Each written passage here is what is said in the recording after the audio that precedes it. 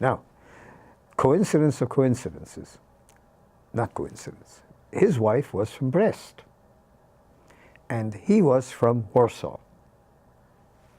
And his wife's brother, one day, two brothers, decided that they were going to leave Brest and come to America. Well, not America, 1924, difficult to come to America because the quotas laws had changed, so they were going to Argentina.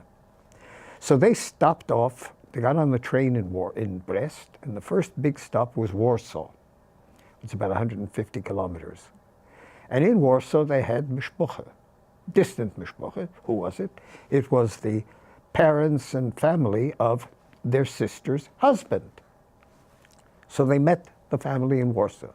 And amongst that family was my mother. So my father met my mother in Warsaw and then took off. He was there for a short time.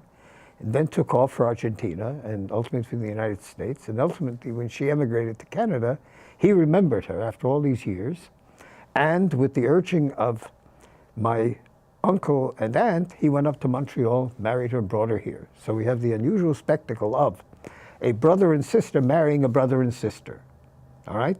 And for the sake of clarity, the brother didn't marry the brother. He married the sister, and the sister married the brother.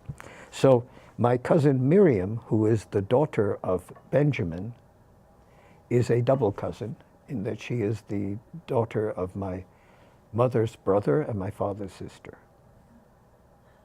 So I felt very, very close to my uncle.